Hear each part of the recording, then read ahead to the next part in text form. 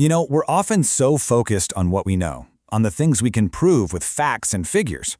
But what if our biggest strength isn't about our IQ at all? Today, we're diving into something a little quieter, an invisible force that really shapes our lives, our work, and our own happiness: high emotional intelligence.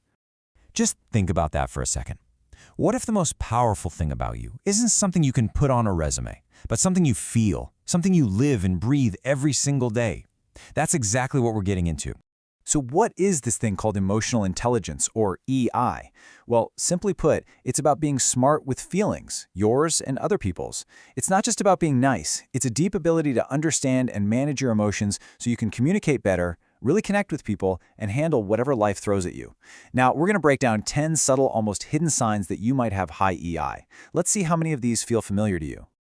Okay, so where does this journey begin? It always starts by looking in the mirror.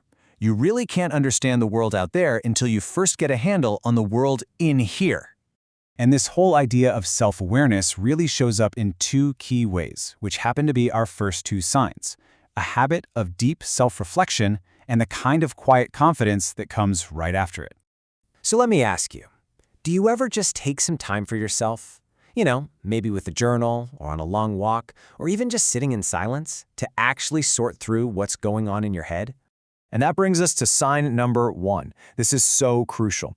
It's not about just feeling your emotions and getting carried away. It's about pausing and asking, okay, why did that comment make me so angry? Or what's really underneath this feeling of stress?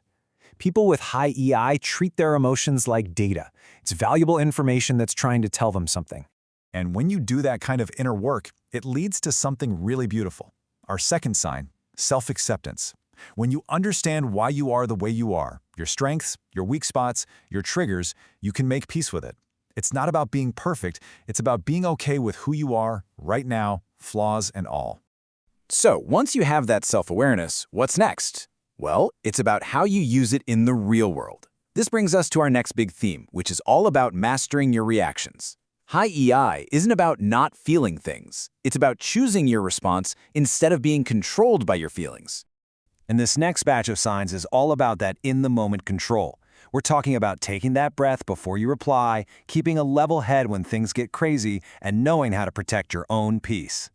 Sign number 3 is a total game changer.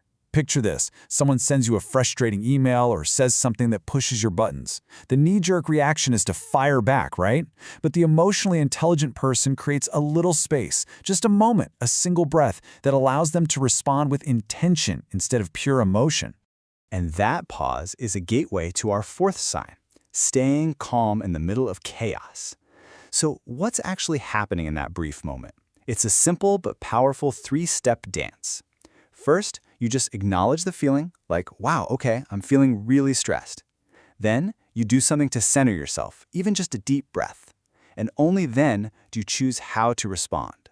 Protecting your energy really comes down to two more powerful skills, which are our 5th and 6th signs. On one side, you have setting boundaries, which is proactively saying, this is what I need to be okay.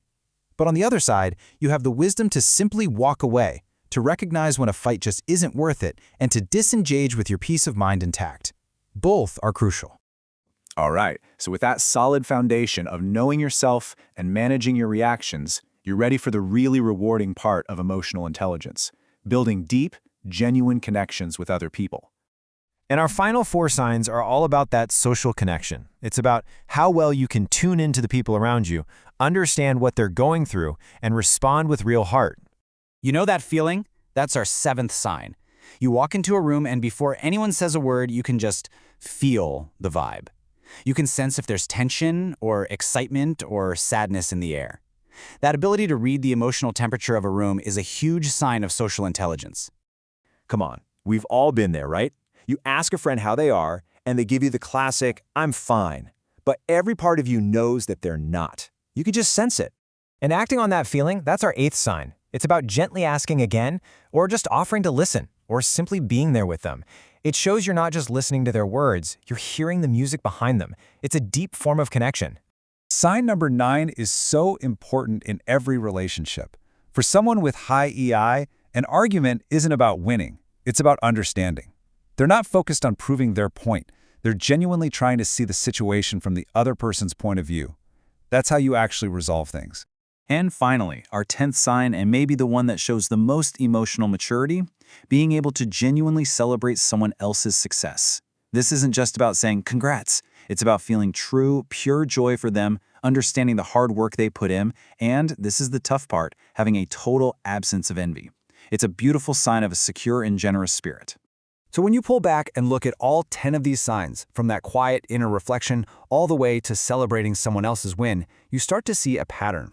Emotional intelligence isn't one little thing. It's a whole toolkit that adds up to a kind of secret superpower. And it really is. It's your invisible strength. It's what helps you navigate this complicated world and your own mind with grace and wisdom and real strength. And I want you to really let this last thought sink in. If anyone has ever told you that you're too sensitive or too emotional, I want you to reframe that right now. That sensitivity isn't a flaw.